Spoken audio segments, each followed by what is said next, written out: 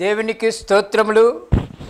వాక్యాంశము యోహాను సువార్త 6వ అధ్యాయం 12వ వచనం.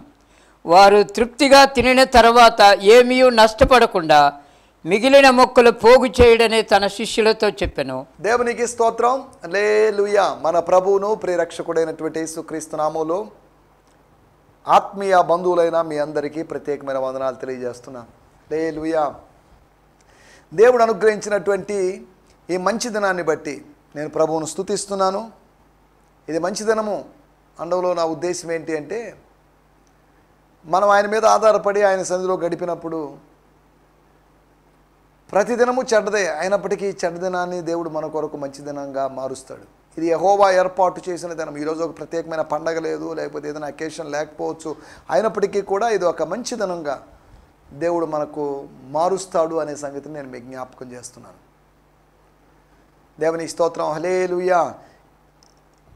యోహాను సువార్త 6వ అధ్యాయ ధ్యానాల్లో ఉన్నాం. ఇంకా 4-5 సందేశాల తర్వాత మనం యోహాను సువార్త 7వ అధ్యాయంలోకి వెళ్తాం. కాబట్టి యోహాను సువార్త ధ్యానాల ద్వారా ఎప్పటికే 900 పైన ధ్యానాలు మనం అందించడం జరిగింది. వీటి ద్వారా మీరు దీవించబడుతున్నారని నేను భావిస్తున్నాను. మీ యొక్క సలహాలు సూచనలు మీరు మాకు తెలియజేయాల్సిందిగా కోరుతున్నాం. మీ యొక్క ప్రేయర్ రిక్వెస్ట్లు ఏమన్నట్లే దయచేసి తెలియజేయండి. మీ కొరకు ప్రత్యేకంగా ప్రార్థన చేస్తాం. దేవుని స్తోత్రం. హల్లెలూయా. ప్రభు చిత్తమైతే రాబోయే దినాల్లో అనగా రేపు నేను హైదరాబాద్ వెళ్తున్నాను. హైదరాబాద్లో 2-3 రోజులు అక్కడ పరిచయం ముగించుకొని విజయవాడ వచ్చి విజయవాడ మీటింగ్ చూసుకొని సేవకుల కూడిక పాస్టర్స్ మీటింగ్ చూసుకొని నెల్లూరులో పాస్టర్స్ మీటింగ్ కోసం వస్తాను. కనుక హైదరాబాదులో 29వ తేదీ జరగబోతున్నటువంటి ఉజ్జీవ కూడిక ఘనంగా జరుగునట్లుగా మీరు ప్రత్యేకంగా ప్రార్థించాల్సిందిగా కోరుతున్నాం. 29వ తేదీ నేను మరియు పాస్టర్ బి జక్కయ్య గారు గుంటూరు జిల్లా కర్లపాలెం దగ్గర ఉన్నటువంటి దైవజనుడు, వారు ప్రభు సేవలో 30 సంవత్సరాలుగా దేవుని చేత వాడబడుతున్న దైవజనులు, వారిని బట్టి నేను ప్రభు నామాన్ని మహిమపరుస్తున్నాను. వారు నేను వాక్య పరిచయం చేయబోతున్నాం కనుక మా కొరకు ప్రత్యేకంగా ప్రార్థించాల్సిందిగా కోరుతున్నాం. హల్లెలూయా. సమయంలో మన దేవుని వాక్యంలోకి వెళ్దాం. గత ఎపిసోడ్లో అనగా నిన్నటి ఎపిసోడ్లో పెరగడం, మల్టిప్లికేషన్, ఇంక్రీజ్ కావడం, అభివృద్ధి చెందడం అనే దాని గురించి మనం మాట్లాడుకుంటున్నాం. దేవుడు మనల్ని ఎదిగిస్తాడు, దేవుడు మనకు అభివృద్ధిని కలుగు చేస్తాడు. 5 రొట్టెలు 2 చేపలు అభివృద్ధి చెందాయి, ఇంక్రీజ్ అయింది. ఇంక్రీజ్ అవ్వకపోతే ప్రజలకు సాటిస్ఫాక్షన్ వచ్చి ఉండేది కాదు, ప్రజలు తృప్తి పడి ఉండేవాళ్ళు కాదు, వాళ్ళ ఆకలి తీరుండేది కాదు. వాళ్ళ అసంతృప్తిని తీర్చి, వాళ్ళ ఆకలిని తీర్చి వాళ్ళందరికీ సమృద్ధిగా ఆయన వడ్డించిన సందర్భం, ఒక తల్లిలాగా వడ్డించినటువంటి సందర్భం. పచ్చిక మీద వారిని కూర్చుండబెట్టాడు. ఒక కాపరిలాగా వారిని ఒక మంచి కాపరిగా, మంచి బోధకునిగా, మంచి తండ్రిగా యేసు ప్రభు ఈ సన్నివేశంలో మనకు కనిపిస్తాడు. యోహాను సువార్త 6వ అధ్యాయము మొదటి 14 వచనాల్లో మనకు కనిపిస్తాడు. యేసు ప్రభుని అలా మనం చూడొచ్చు. దేవుని స్తోత్రం. హల్లెలూయా. యాకోబుతో ఉన్నటువంటి మనుషులు పెరగడానికి కారణము దైవికమైన నిబంధన అని, దేవుని దీవెన అని, గాడ్స్ బ్లెస్సింగ్ అని. దేవుడు అబ్రహాముతోనూ ఇస్సాకుతోనూ చెప్పినటువంటి ఆ నిబంధన యాకోబుతో లేదు, ఆ 2 జనరేషన్స్తో అయిపోయింది, ఇక లేదు అని కాదు. ఆ కోవెనెంట్ అనేది అది పునరావృతమైంది. అనగా ఒక జనరేషన్ నుంచి మరొక జనరేషన్కి. అబ్రహాముతో కూడా వాగ్దానములో సమాన వారసులైన ఇస్సాకు, యాకోబు అనే మాటను హెబ్రీ పత్రిక 11వ అధ్యాయంలో చూస్తున్నాం. నిబంధన చేయబడింది, వాగ్దానాలు చేయబడ్డాయి, వాగ్దానాలకి సమాన వారసులు వాళ్ళు. వాగ్దానం ఒకటే. వాగ్దానం అబ్రహాము జీవితంలోనూ, ఇస్సాకు జీవితంలోనూ, యాకోబు జీవితంలోనూ. వాగ్దానము మన జీవితంలో నెరవేరాలి. God's promise should be fulfilled in our lives. నా జీవితంలో దైవిక వాగ్దానాలు నెరవేరాలి. డిసెంబర్ 31 వాగ్దానాల గురించి నేను మాట్లాడడం లేదు. దేవుని స్తోత్రం. హల్లెలూయా. మనం ఆలోచిస్తున్న విషయాలు, మనుషులు పెరిగారు, యాకోబుతో ఉన్న మనుషులు పెరిగారు. అదే సమయంలో ఏశావుతో ఉన్న మనుషులు కూడా పెరిగారు. ఏశావు కొంతమంది 300-400 మందితో వస్తున్నాడు అనే వార్తని యాకోబు విన్నాడు. శత్రువు కూడా పెరిగాడు. మనము పెరుగుతున్నప్పుడు మన శత్రువు పెరుగుతాడు. మన శత్రువు పెరుగుతున్నప్పుడు దాన్ని స్ఫూర్తిగా తీసుకొని మనము పెరగాలి. దైవికమైన దీవెనను బట్టి, మానవ ప్రయత్నాలను బట్టి ఏశావు ఆశీర్వదించబడ్డాడు. కానీ దేవుని కృపను బట్టి యాకోబు ఆశీర్వదించబడ్డాడు. 20 సంవత్సరాల్లో 70 మంది అనేది పెద్ద గ్రోత్ ఏం కాదు. అబ్రహాము దగ్గర ఉంటే 318 మంది పనోళ్ళు ఇస్సాకు దగ్గర లేరు, యాకోబు దగ్గర లేరు. అనగా అబ్రహాము తర్వాత క్రమంగా పని వాళ్ళ సంఖ్య తగ్గింది. పెద్దగా పని లేకుండా పోయింది. అరమూలో పని ఎక్కువ ఉంది కాబట్టి పని వాళ్ళు ఉన్నారు. క్రమంగా పని తగ్గింది, ఆశీర్వాదాలు వచ్చేసాయి. అబ్రహాము యొక్క చేతుల యొక్క కష్టార్జితాన్ని ఇస్సాకు యాకోబులు అనుభవించారు. కానీ వాళ్ళ దగ్గర ఇస్సాకు దగ్గర 318 మంది అబ్రహాము దగ్గర ఉంటే ఇస్సాకు దగ్గర 400 చిల్లర, లేకపోతే యాకోబు దగ్గరికి వచ్చేసరికి 500 మంది పనోళ్ళు అని లేదు. పనోళ్ళ సంఖ్య తగ్గింది, అనగా పని తగ్గింది.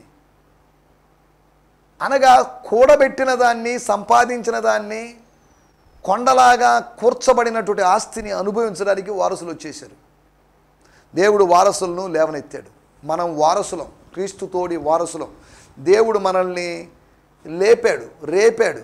దేనికంటే అనుభవించడానికి, స్వాస్థ్యాన్ని, నిత్య స్వాస్థ్యాన్ని అనుభవించడానికి, ఎటర్నల్ ఇన్హెరిటెన్స్ని అనుభవించడానికి, పరలోకాన్ని అనుభవించడానికి, నిర్మలమైనదియు అక్షయమైనదియు వాడబారినది అయిన స్వాస్థ్యాన్ని అనుభవించడానికి. అది పరలోక రాజ్యం. దాన్ని అనుభవించడానికి, భూలోకాన్ని అనుభవించడానికి కాదు, లోకంలో ఉన్న వాటిని అనుభవించడానికి కాదు, వీటిని అనుభవించడానికి దేవుడు మనల్ని పిలుస్తున్నాడు. భూలోకాన్ని స్వతంత్రించుకునే వాళ్ళు ఉన్నారు. అలెగ్జాండర్ చక్రవర్తి ప్రపంచాన్ని జయించాడని చెప్పారు.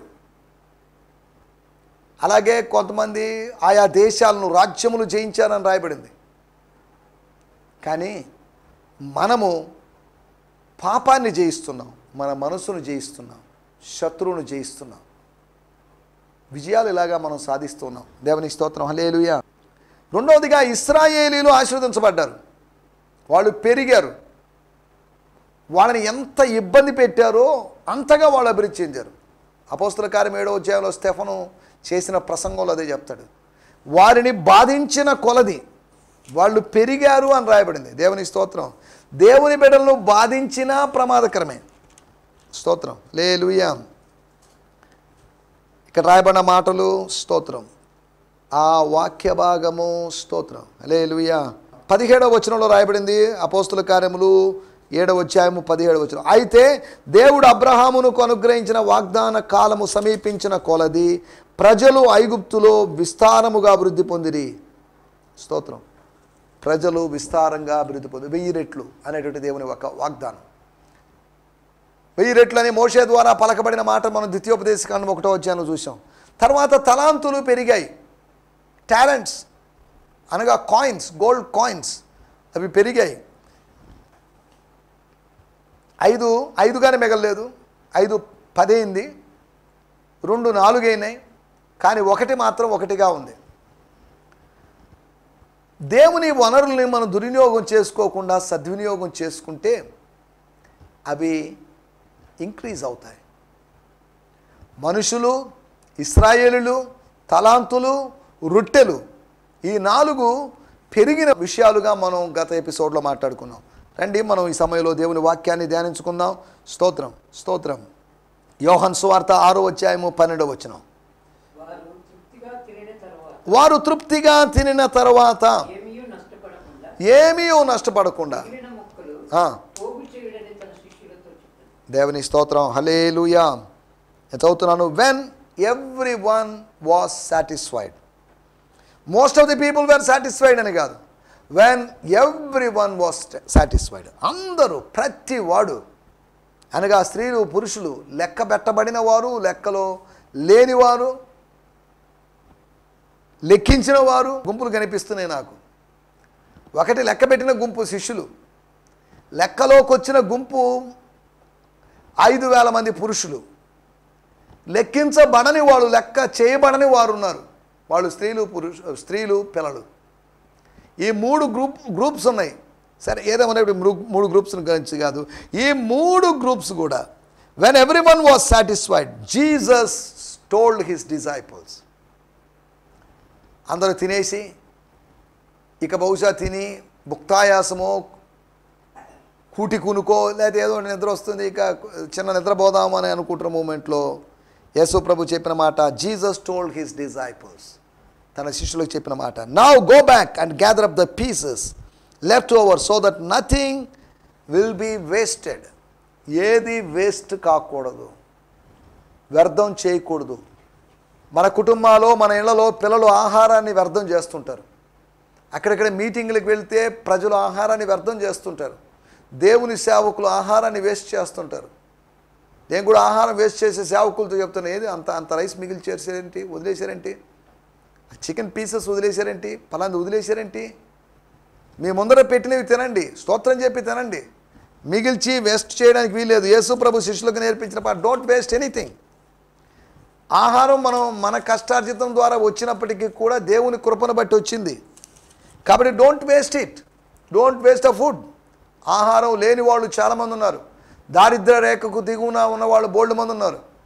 అతి కష్టం మీద భోజనం గడిచేవాళ్ళు చాలామంది ఉన్నారు భారతదేశంలో. When they were satisfied, he said to his disciples, gather up the broken pieces which are left over so that nothing is wasted. ఏది వేస్ట్ కాకూడదు. స్తోత్రం, హల్లెలూయా. దేవుడిచ్చినది ఏది వ్యర్థం కాకూడదు. యేసు నష్టపరచవద్దు,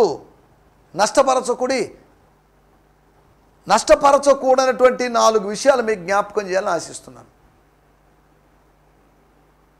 చాలా నష్టపరుస్తుంటాం మనం, నష్టాన్ని కలుగు చేసేవాళ్ళుగానే ఉంటాం.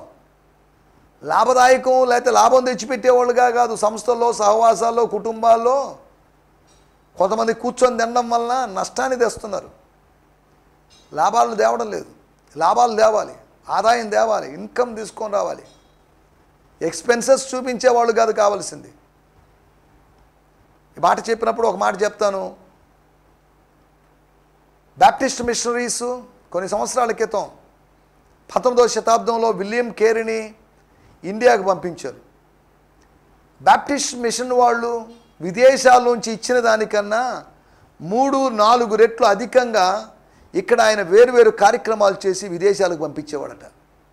చూడండి, ఈ రోజుల్లో మనం వచ్చినట్టు తినడం, వచ్చినట్టుగా ఖర్చు చేయడం, మిగుల్చుకోకుండా, దాచుకోకుండా దుర్వినియోగం చేసుకుంటే పరిస్థితులు.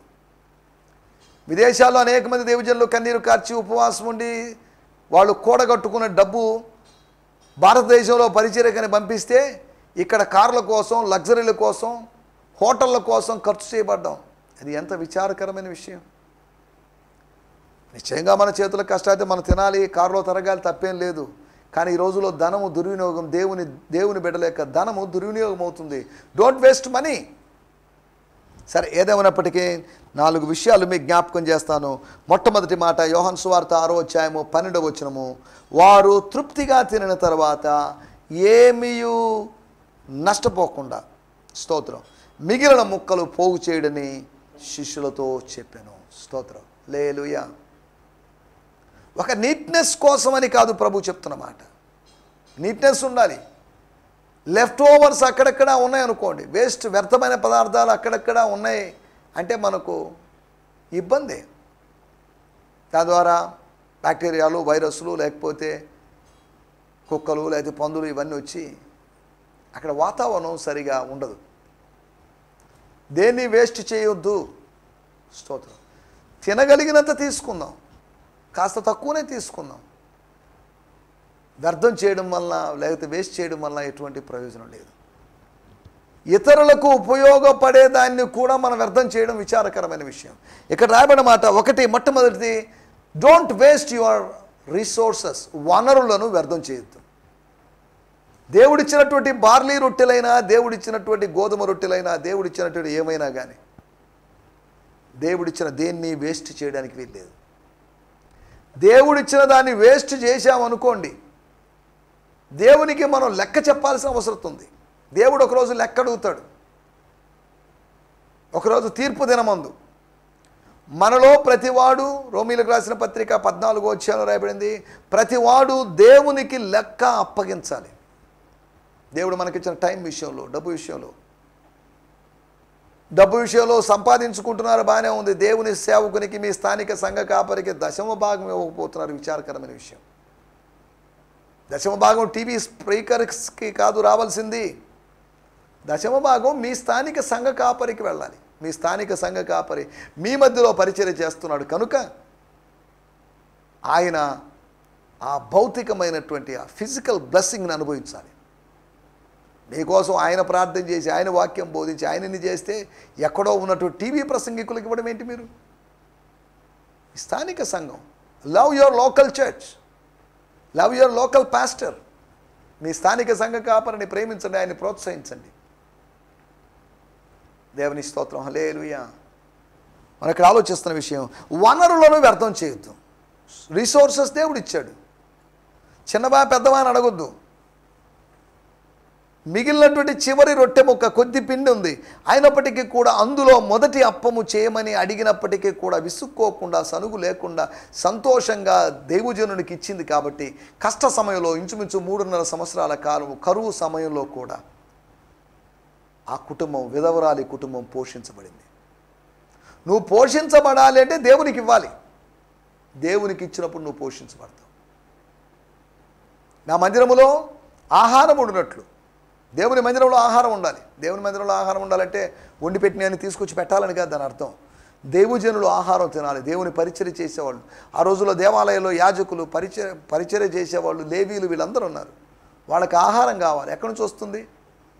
మిగతా గోత్రాల వాళ్ళకి సొంత ఇళ్ళు, స్థలాలు ఇవన్నీ ఉన్నాయి. లేవీ గోత్రానికి ఇటువంటి ఏం లేదు. యెహోవాయే మీ స్వాస్థ్యం, కాబట్టి మీకేం లేదు. దేవుని ప్రజలు తీసుకొని వచ్చే వాటిని మీరు తినాలి. అనగా ఏవో కొన్ని మతాల్లో చెప్పినట్లుగా భిక్షాటన మీద బతకమని దేవుడు చెప్పలేదు. నీతిమంతుల సంతానం భిక్షమిత్రుడు నేను చూచి ఇవ్వడం లేదని కీర్తనాకారుడు అన్నాడు. దేవుని బిడ్డలు భిక్షాటన చేయకూడదు, అడుక్కోకూడదు. మాకు ఇవ్వండి అని దేవుని సేవకులు చెప్పకూడదు, విశ్వాసులు చెప్పడానికి వీల్లేదు. కొంతమంది ఇదే పని, నాకు అంత సాయం చేయండి, ఎంత సాయం చేయండి. నాకు అనేక మంది ఫోన్లు చేస్తుంటారు, ఆర్థికంగా సాయం చేయండి అని. స్తోత్రం. ఎవరిని అడగకూడదు, దేవుణ్ణి అడగాలి మనం. దేవుడు ఇస్తాడు. దేవుడు నమ్మదగినవాడు. ఏలియా అడగలేదు ఆహారం. ఎలాగా? కాకుల ద్వారా పంపిస్తావా, లేదా పావురాల ద్వారా పంపిస్తావా, ఎలా పంపిస్తావా అని అడగలేదు. It is none of your business. నువ్వు ఆయన చెప్పిన మాట, నువ్వు చెప్పిన చోటుకి వెళ్ళు, అంతవరకే. పోషించేటువంటి విధవరాల ద్వారా పోషిస్తావా? విధవరాల ద్వారా పోషించడం అయితే ఎవరో ఒక పురుషుని ద్వారా పోషించవచ్చు కదా, రాజు ద్వారా పోషించవచ్చు కదా, అధికారి ద్వారా పోషించవచ్చు. కానీ సలహాలు చెప్పాల్సిన, దేవునికి సలహాలు చెప్పాల్సిన అవసరం లేదు. దేవుడు అనంత జ్ఞాని, నువ్వు స్వల్ప జ్ఞానివి అనే సంగతి మర్చిపోకు. స్తోత్రం, హల్లెలూయా. రెండో విషయం నేను మీకు జ్ఞాపకం చేస్తాను. ఇదే యోహాను సువార్త 6వ అధ్యాయము 9వ వచనము మరియు 10వ వచనం గమనించినట్లయితే, స్తోత్రం, ఇక్కడున్న ఒక చిన్నవాని యొద్ద 5 యవల రొట్టెలు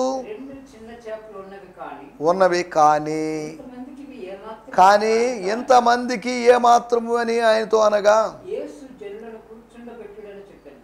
ఇలా చెప్పినప్పుడు యేసు ప్రభు అన్నాడు, అవును అంద్రయ్య కరెక్టే, ఇప్పుడు ఎందుకు ఆ రొట్టెలతో పనే ఉంది, నేను ప్రార్థన చేస్తాను, దేవుడు పరలోకం నుంచి రొట్టెని ఇసిరేస్తాడు కిందకి అని అనలేదు. ఆ రోజు మన్నాను కురిపించినట్టుగా రొట్టెలు కురిపిస్తాడులే, రొట్టెల వర్షం కురిపిస్తాడులే అని అనలేదు. యేసు జనులను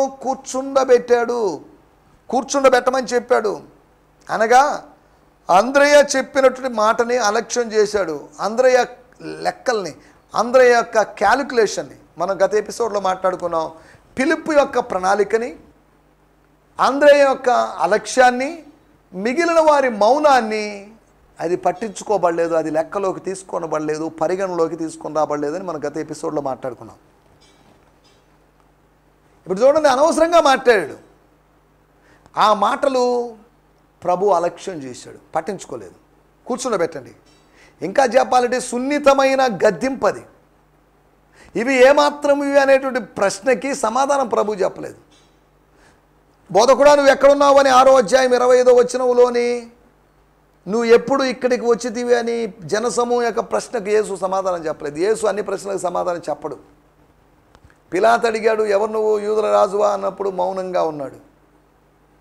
మౌనంగా ఉన్నాడు యేసు చాలాసార్లు. యేసు ప్రభు మౌనంగా కాదు, మాట్లాడాడు కూడా. ఆయన మాటల్ని మౌనాన్ని బ్యాలెన్స్ చేశాడు. ఎక్కువగా మౌనంగా ఉన్న సమస్యే, ఎక్కువగా మాట్లాడినా సమస్యే. మౌనాన్ని మాటల్ని బ్యాలెన్స్ చేసుకోవడంలో ఉంది మనకు జ్ఞానం ఉందని లోకం గుర్తిస్తుంది. అనువుగాని చోట అధికులు మన రాదు. అనువుగాని చోట అనువుగాని వ్యక్తుల దగ్గర మనం అనవసరమైన మాటలు మాట్లాడి మన విలువ మనం పోగొట్టుకోకూడదు.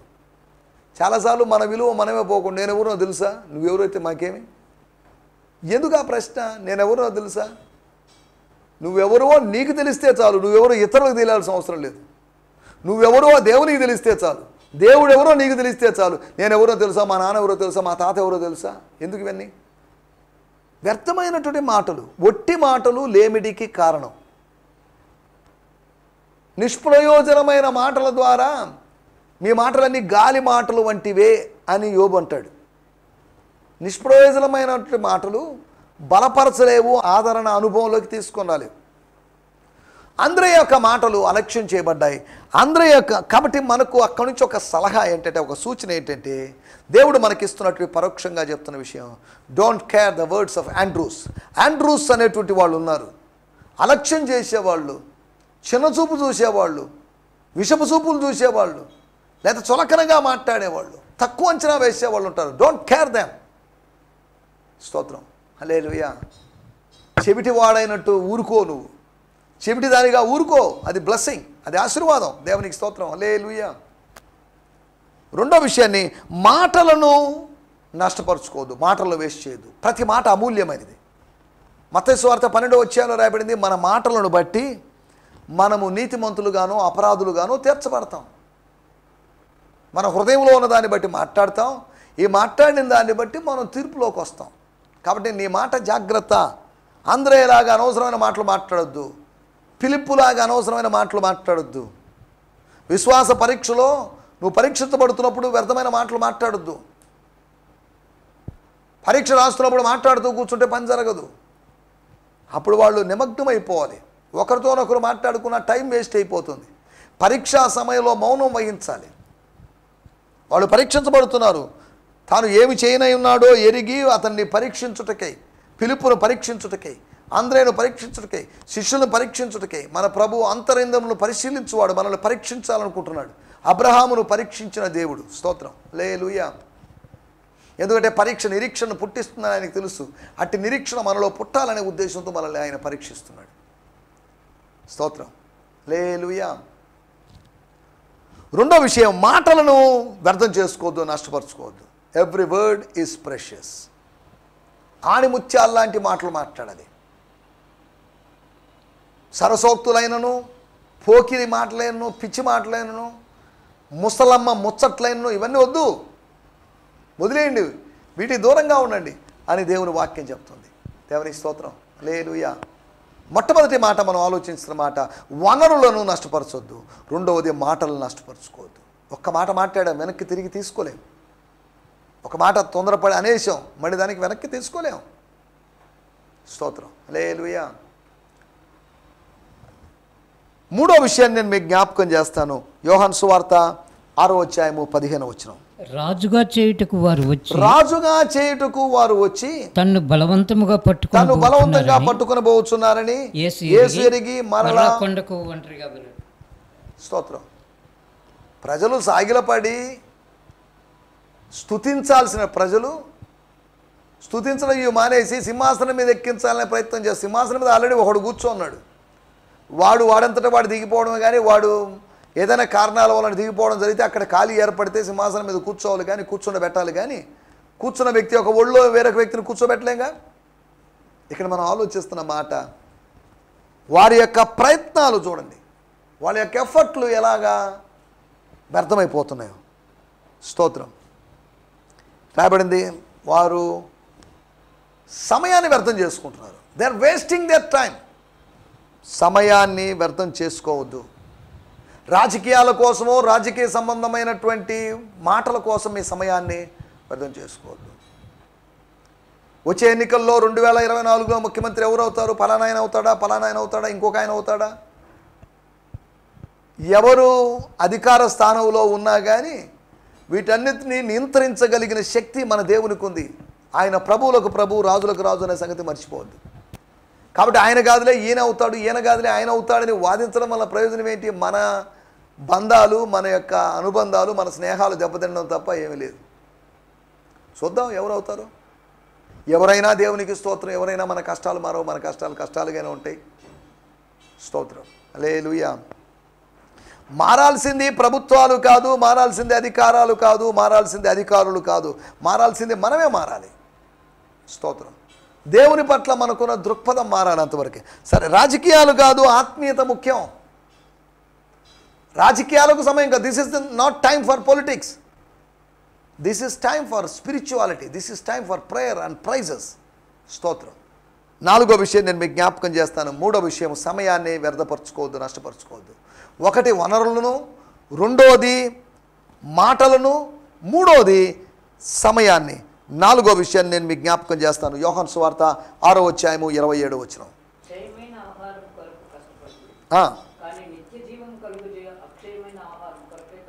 దేవుని స్తోత్రం. యేసు ప్రభు చెప్పినట్టు మాట వాళ్ళకి జనసమూహానికి ఇస్తున్నట్టు సలహా, ఓ ప్రజలారా, జనులారా, మీరు దేనికోసం, why would you strive for the food that is perishable and not be passionate to seek the food of eternal life which never spoils.